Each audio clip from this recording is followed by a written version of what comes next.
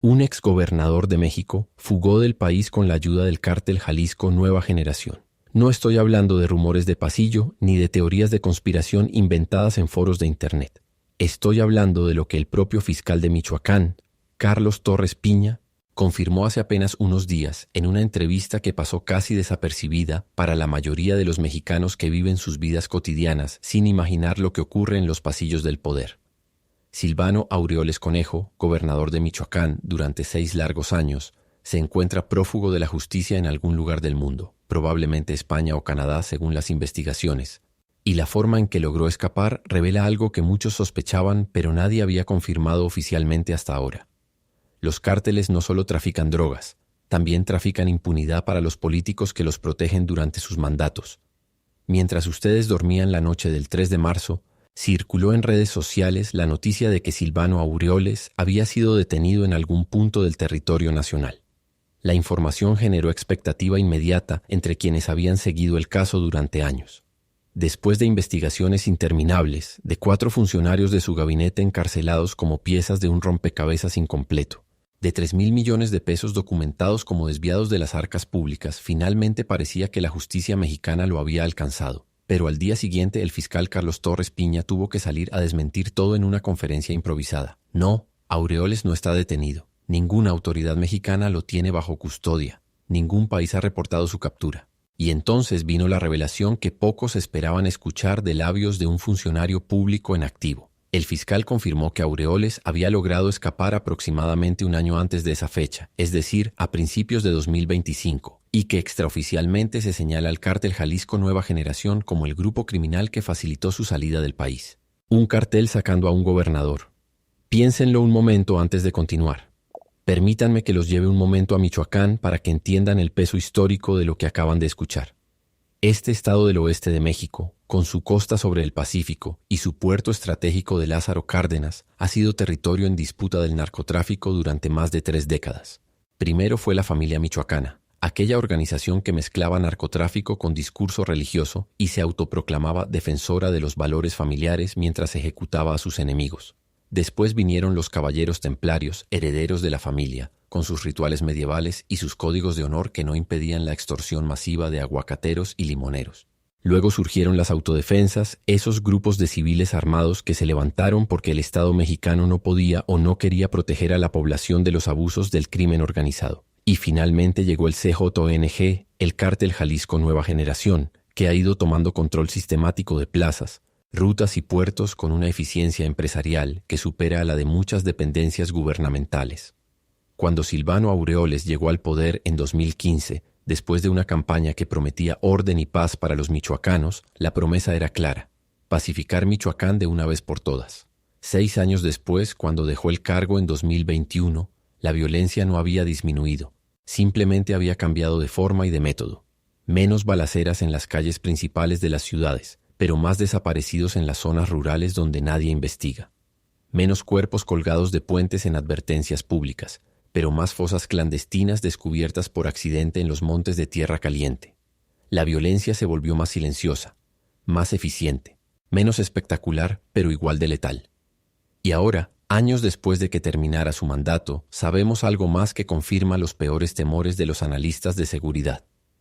Ahora sabemos que mientras Aureoles gobernaba, mientras aparecía en ceremonias inaugurando cuarteles de policía con sonrisas para las cámaras, mientras daba discursos encendidos sobre seguridad pública y prometía resultados que nunca llegaron, existía una relación que iba más allá de la tolerancia pasiva con el crimen organizado. Porque cuando un cartel te ayuda a escapar de la justicia de tu propio país, cuando moviliza recursos logísticos para sacarte del territorio nacional, cuando te proporciona documentos y rutas seguras, no lo hace por generosidad ni por simpatía personal.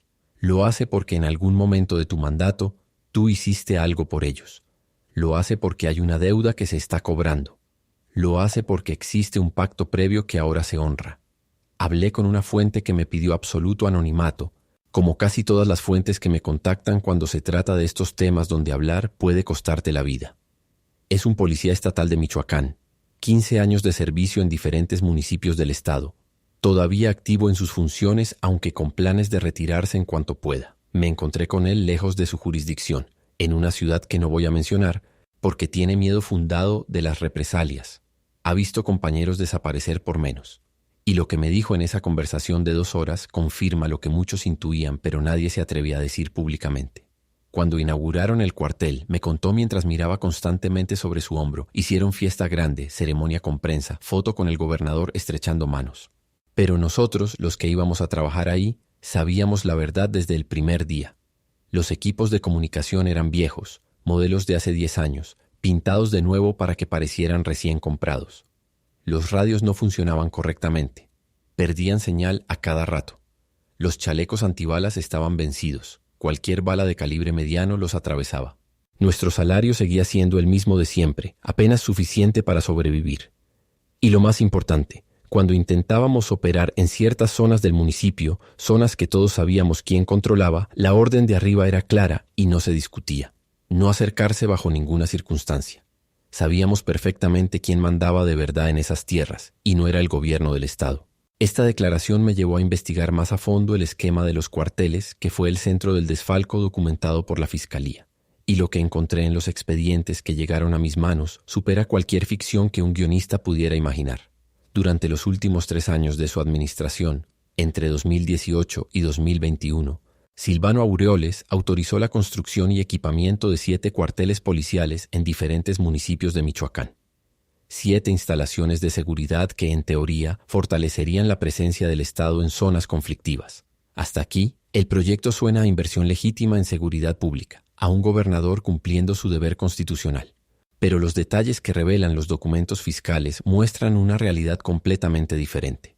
Los terrenos donde se construyeron estos 7 cuarteles no eran propiedad del Estado de Michoacán ni del gobierno federal. Fueron comprados a particulares, a propietarios privados cuyos nombres en algunos casos resultan difíciles de rastrear. El problema central es que se pagaron entre 300 y 400% más de lo que valían según los avalúos oficiales realizados por peritos independientes. Un terreno valuado en 10 millones de pesos se compraba en 30 o 40 millones. Y hay un detalle que no puedo pasar por alto porque revela la desesperación de cerrar el negocio antes de perder el control del Estado. Las autorizaciones finales de compra, esos documentos que sellaban el desvío, fueron firmados 3 días antes de que Aureoles dejara el cargo oficialmente. 3 días. Como si alguien supiera con precisión que el tiempo se acababa y había que cerrar cada transacción fraudulenta antes de que la siguiente administración pudiera revisar los libros contables. El desvío total documentado, según las investigaciones exhaustivas de la Fiscalía General del Estado de Michoacán, asciende a 3,000 millones de pesos mexicanos. Quiero que dimensionen esa cifra porque los números grandes tienden a volverse abstractos cuando no los traducimos a escala humana. 3,000 millones de pesos equivalen al salario anual de 100,000 policías mexicanos promedio. Con ese dinero robado, se podrían construir 150 hospitales rurales completos en comunidades que hoy no tienen acceso a servicios básicos de salud. Esos 3,000 millones alcanzarían para pavimentar miles de kilómetros de carreteras rurales en las zonas más marginadas del país. Pero en lugar de ir a seguridad, salud o infraestructura, ese dinero público fue a parar a cuentas de empresas fantasma registradas a nombre de prestanombres, a propiedades compradas a sobreprecio estratosférico, a bolsillos de funcionarios que hoy están encarcelados pagando los platos rotos. Y el arquitecto maestro del esquema, el hombre que diseñó la operación y firmó las autorizaciones finales, está tomando café tranquilamente en algún lugar de Europa o Norteamérica mientras sus subordinados enfrentan la cárcel mexicana. Porque esa es otra parte de esta historia que no podemos ignorar si queremos entender cómo funciona la impunidad en México. 4 exfuncionarios del gobierno de Silvano Aureoles fueron detenidos durante 2025 en operativos coordinados por la Fiscalía Estatal. Carlos Maldonado Mendoza, quien fue secretario de Finanzas del Estado y manejó los recursos públicos durante toda la administración. Mario Delgado Murillo, exdelegado de Finanzas de la Secretaría de Seguridad Pública, el hombre que ejecutaba las transferencias. Elizabeth Villegas Pineda, exdelegada administrativa de la misma secretaría, encargada de la documentación que avalaba los pagos fraudulentos.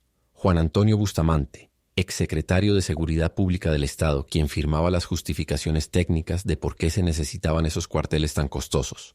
Todos enfrentan cargos formales de peculado agravado y malversación de fondos públicos. Todos podrían pasar décadas en prisión si son condenados. Todos son piezas de un rompecabezas que tiene una cabeza visible ausente. Son los fusibles que se quemaron para que el circuito principal siguiera funcionando en algún lugar del mundo. Un comerciante de Apatzingán, 52 años de edad, 30 de ellos viviendo en esa ciudad caliente del estado, me habló en voz muy baja en la plaza principal una tarde de marzo. No quiso que grabara su voz bajo ninguna circunstancia. Solo permitió que tomara notas a mano en una libreta mientras hablábamos. Tenía miedo de que lo reconocieran. Cuando Silvano entró al gobierno, me dijo mirando a todos lados. Pensamos que ahora sí iba a haber orden, que el gobierno iba a recuperar el control. Pero fue exactamente lo contrario de lo que prometió. Los otros, refiriéndose a la familia michoacana y los grupos que quedaban de los templarios, salieron poco a poco de la zona. Y entraron estos señalando vagamente hacia el norte, hacia el estado de Jalisco donde tiene su base el CJNG. Pero entraron de traje y corbata, no de uniforme militar ni con armas largas a la vista. Venían en coches del gobierno con placas oficiales. Se reunían con funcionarios a plena luz del día. Todo mundo en Apatzingán sabía lo que estaba pasando, pero ¿quién iba a hablar cuando hablar significa desaparecer? Ahora el gobernador fugó como criminal y nosotros nos quedamos aquí, viviendo con miedo de morir por haber visto de más durante esos 6 años. La fuga de Silvano Aureoles no fue improvisada de última hora, cuando sintió que las investigaciones se acercaban. Según la información proporcionada por el fiscal Torres Piña en aquella entrevista reveladora, la salida del país ocurrió aproximadamente un año antes de que él lo confirmara públicamente, es decir, a principios de 2025 cuando las detenciones de sus exfuncionarios comenzaban a materializarse. La ruta que siguió el exgobernador para escapar revela no solo planificación meticulosa con semanas o meses de anticipación, sino conexiones profundas con la estructura logística del crimen organizado. Aureoles salió de Michoacán rumbo al estado de Jalisco, territorio controlado históricamente por el CJNG desde su fundación en 2010. Desde el Aeropuerto Internacional de Guadalajara, que según investigaciones periodísticas está parcialmente controlado por el cartel a través de funcionarios de migración corrompidos, policías federales en nómina y una red de halcones que vigila cada movimiento. Logró abordar un vuelo sin que las alertas migratorias lo detectaran a tiempo. Se habla en círculos de inteligencia de que primero fue al norte de México, posiblemente Monterrey o Tijuana, antes de cruzar la frontera hacia el extranjero por métodos que aún se investigan. El destino final del exgobernador prófugo sigue siendo oficialmente desconocido. Las autoridades mexicanas mencionan Canadá y España como las posibilidades más probables dado que tiene contactos en ambos países, pero hasta la fecha de esta grabación no han logrado ubicarlo con precisión suficiente para solicitar su extradición formal. Quiero que se detengan un momento a pensar en lo que esto significa para entender cómo funciona realmente el poder en México. Un exgobernador de un estado importante, con ficha roja de Interpol activa, que debería alertar a policías de 194 países, con investigaciones en curso por miles de millones de pesos desviados, con órdenes de presentación que ignoró sistemáticamente. Logró salir del país por un aeropuerto internacional que supuestamente está vigilado, abordar vuelos comerciales o privados sin ser detectado, cruzar fronteras internacionales con documentación que tuvo que ser falsificada o conseguida por canales irregulares y establecerse cómodamente en algún lugar del mundo donde ha permanecido oculto durante más de un año sin que ninguna agencia de inteligencia lo localice. Esto no se logra solo con dinero, aunque evidentemente el dinero robado ayuda. Esto requiere una infraestructura de protección, logística y contrainteligencia que solo organizaciones criminales del tamaño y sofisticación del CJNG pueden ofrecer a sus aliados políticos. Un agente de la Fiscalía General de la República, División de Delitos Financieros y Lavado de Dinero, accedió a hablar conmigo bajo condiciones estrictas de anonimato que respeté escrupulosamente. Nos encontramos en una ciudad que no voy a mencionar, lejos de la Ciudad de México y de Michoacán. Llegó solo, sin identificación visible, nervioso pero decidido a hablar. Lo que me dijo durante esa conversación de casi 3 horas fue absolutamente devastador para cualquiera que todavía crea que el sistema de justicia mexicano funciona. Nosotros sabíamos dónde estaba Aureoles, me confesó al inicio de la conversación. Teníamos ubicación aproximada de sus movimientos, informantes que nos reportaban. Pero el sistema simplemente no funciona como debería funcionar. Cuando necesitas un mandato de aprehensión urgente porque tu objetivo está a punto de huir, el trámite burocrático tarda 3 meses en procesarse. Cuando pides cooperación entre estados porque tu sospechoso cruzó de Michoacán a Jalisco, es una guerra de egos entre fiscalías que no se coordinan. Cuando solicitas información de migración, te la dan incompleta o con semanas de retraso. Aureoles tuvo todo el tiempo del mundo para salir del país, para planear cada detalle de su escape, para activar contactos en el extranjero que le prepararan refugio. Y lo más doloroso de admitir, Alguien de adentro de nuestras propias instituciones avisó que nos estábamos acercando a él. Alguien filtró la información. Esa última frase quedó flotando entre nosotros en aquel café anónimo. Alguien de adentro avisó. El sistema que debería perseguir a los corruptos tiene infiltrados que los protegen activamente. No es paranoia de funcionario frustrado, es aritmética básica de cómo funciona la corrupción estructural.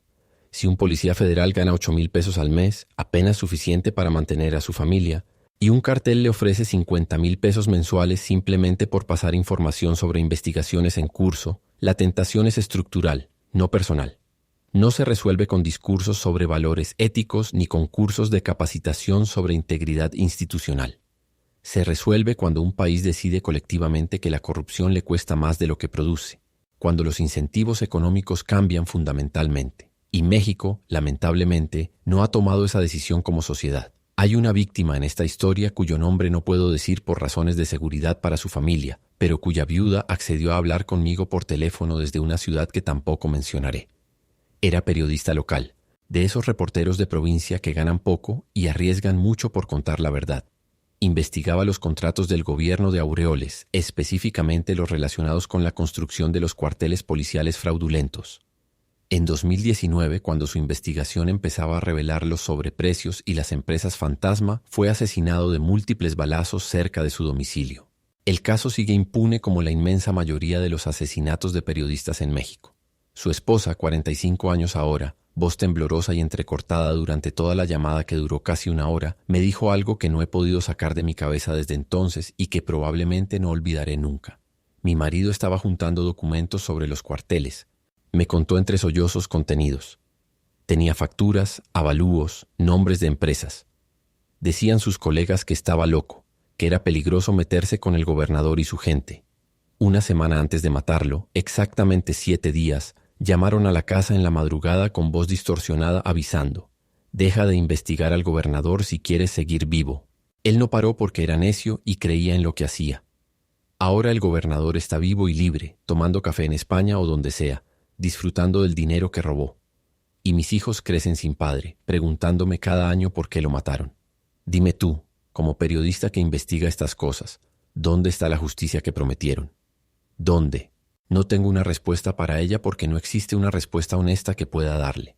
Lo que tengo es indignación profesional y personal que aumenta con cada caso que investigo.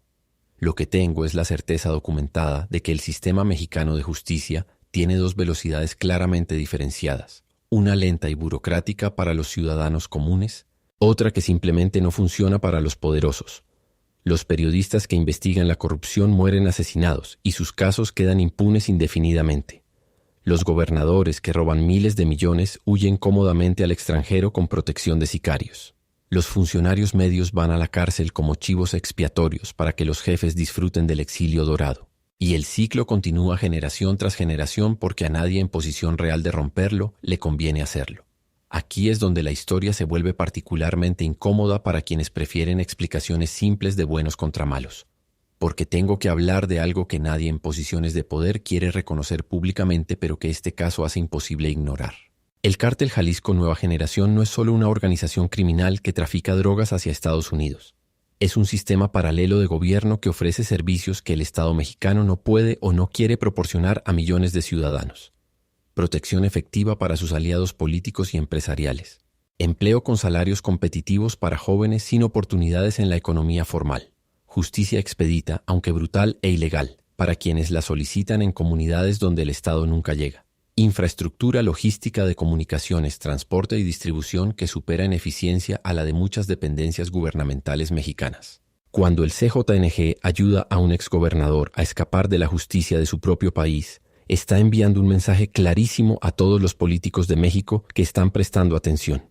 Trabaja con nosotros durante tu mandato, protege nuestras operaciones, ignora nuestra presencia en tu territorio y cuando los problemas legales lleguen inevitablemente, te protegeremos como protegemos a los nuestros. Trabaja contra nosotros, intenta combatirnos seriamente y enfrentarás consecuencias que el Estado mexicano no podrá protegerte de sufrir.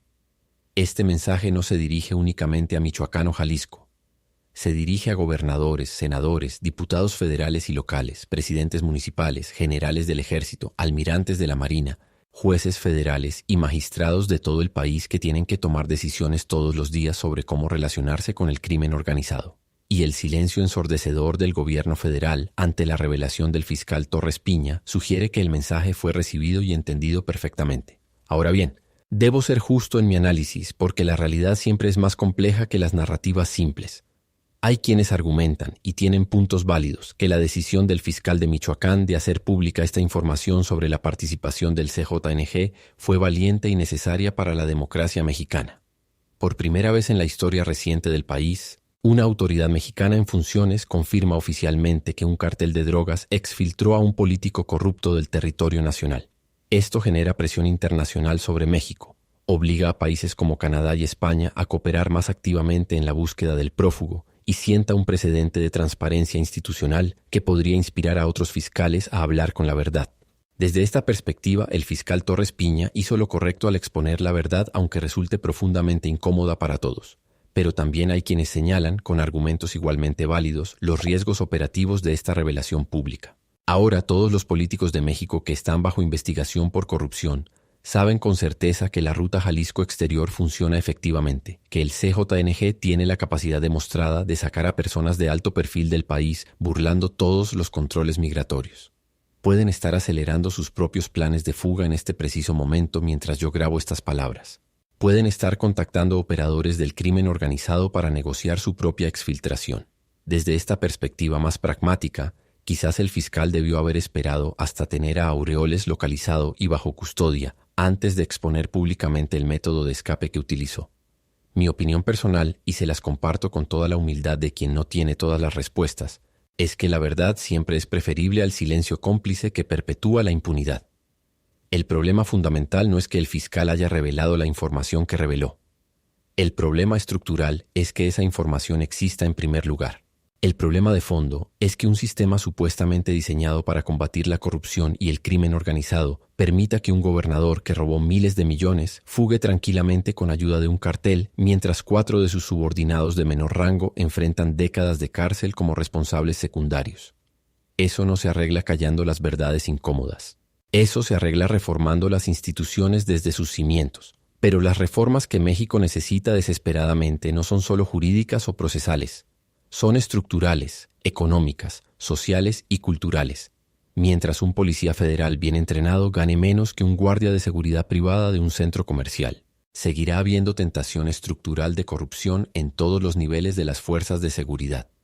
Mientras los jóvenes de Michoacán, Jalisco, Guerrero y Tamaulipas no tengan opciones reales de empleo digno con salarios suficientes para vivir, seguirán siendo reclutados masivamente como halcones y sicarios por organizaciones que les ofrecen lo que el Estado les niega.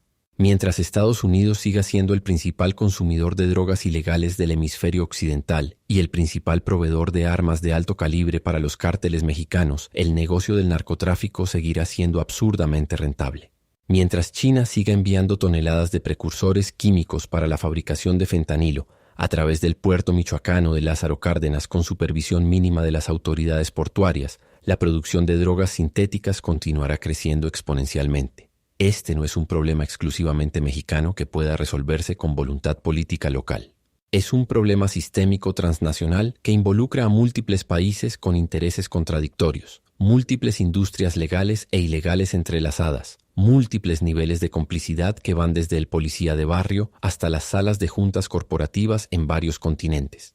Les voy a hacer algunas preguntas directas porque creo que como ciudadanos mexicanos y latinoamericanos merecen respuestas que absolutamente nadie en posiciones de poder les está dando.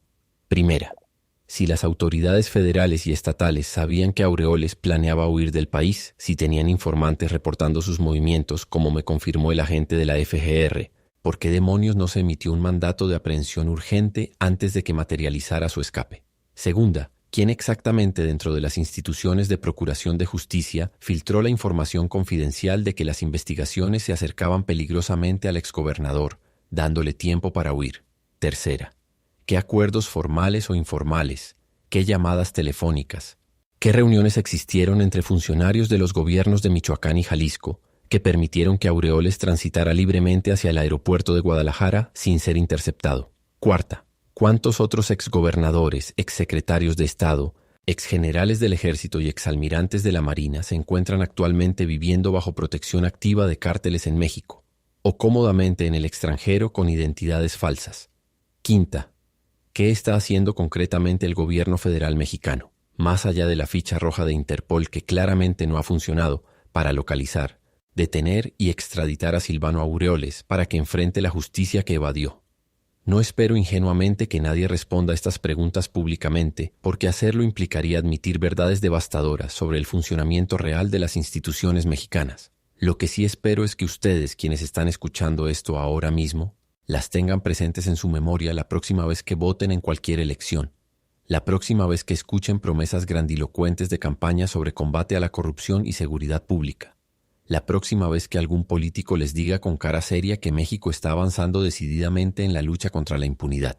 3,000 millones de pesos robados de hospitales que no se construyeron, de escuelas que no se equiparon, de carreteras que no se pavimentaron. Un exgobernador prófugo de la justicia viviendo cómodamente con protección de uno de los cárteles más poderosos y violentos del mundo. 4 funcionarios de segundo nivel encarcelados como chivos expiatorios mientras el jefe máximo del esquema disfruta un exilio dorado en alguna ciudad europea. Un periodista asesinado por investigar la verdad que ahora conocemos todos. Una viuda que pregunta entre lágrimas dónde quedó la justicia que le prometieron cuando enterró a su marido. Esa es la historia documentada de Michoacán bajo el gobierno de Silvano Aureoles Conejo. Pero me temo profundamente que no es una historia única ni excepcional. Me temo que es un patrón sistemático que se repite en otros estados de la República con otros nombres y otros cárteles involucrados. Mientras ustedes escuchan estas palabras, mientras procesan esta información y siguen con sus vidas cotidianas que no pueden detenerse indefinidamente, hay otros políticos en este momento cerrando tratos similares con el crimen organizado. Hay otros desvíos millonarios siendo autorizados con firmas oficiales, hay otras rutas de escape siendo cuidadosamente planeadas para cuando llegue el momento de huir. El sistema de impunidad mexicano no está roto por accidente ni por falta de recursos. Funciona exactamente como algunos actores muy poderosos quieren que funcione. Y hasta que no reconozcamos esa verdad incómoda como sociedad, hasta que no dejemos de sorprendernos hipócritamente cuando se revela otro caso de corrupción gubernamental y empecemos a exigir colectivamente consecuencias reales para los responsables de alto nivel, seguiremos siendo espectadores pasivos de nuestra propia tragedia nacional. Tengo algo más que contarles antes de despedirme de ustedes hoy. Fuentes confiables dentro de la Fiscalía General de la República, personas que han demostrado tener información verificable en ocasiones anteriores, me han dicho en conversaciones recientes que Silvano Aureoles no es el único exgobernador mexicano que ha fugado del país con ayuda directa de un cartel del narcotráfico. Me mencionan al menos 2 casos adicionales actualmente en investigación activa, uno en un estado del noreste mexicano cercano a la frontera con Texas y otro en la costa del Pacífico Sur. Todavía no puedo confirmar públicamente los nombres de estos exgobernadores porque estoy cruzando meticulosamente los documentos confidenciales que me enviaron con información disponible en fuentes públicas, pero cuando tenga la certeza suficiente para sostener esas acusaciones, voy a traerles la historia completa sin importar las consecuencias. Lo que pasó en Michoacán con Silvano Aureoles no es la excepción escandalosa que algunos quisieran creer. Es el modelo de operación. Es el protocolo estándar. Y si ustedes quieren saber quién más podría estar viviendo tranquilamente en Madrid, Toronto, Miami o Buenos Aires con pasaporte falso, cuentas bancarias nutridas con dinero robado y protección permanente de sicarios profesionales, les pido que se queden conmigo en los próximos videos, porque esta investigación apenas está comenzando y lo que viene promete ser aún más revelador. Si este contenido les parece importante para entender lo que realmente sucede en nuestros países, si creen que estas historias incómodas merecen ser contadas aunque incomoden a los poderosos, déjenme saber con un like. No es vanidad personal ni búsqueda de números vacíos, es la única forma que tengo de medir si lo que hago tiene impacto real, si vale la pena seguir arriesgando tiempo y seguridad personal para traerles información que otros medios prefieren callar por conveniencia. Y si todavía no lo han hecho, suscríbanse al canal y activen la campana de notificaciones, porque cuando tenga los nombres confirmados de los otros exgobernadores prófugos, no quiero que se pierdan esa información por algoritmos que entierran el contenido incómodo. Mañana por la mañana, mientras ustedes despiertan a un nuevo día, Silvano Aureoles Conejo seguirá siendo un prófugo de la justicia mexicana. Sus víctimas, los michoacanos que no tuvieron hospitales ni escuelas ni seguridad por el dinero que él robó, seguirán esperando una justicia que parece no llegar nunca. y el sistema de complicidades entre política y crimen organizado seguirá funcionando exactamente como fue diseñado para funcionar, protegiendo a los poderosos, castigando a los vulnerables. La única pregunta que queda flotando en el aire es incómoda pero necesaria. ¿Ustedes van a seguir siendo espectadores pasivos de esta tragedia que se repite? ¿O van a empezar a exigir organizadamente que las cosas cambien de una vez por todas? Cuídense mucho y nos vemos muy pronto con más información.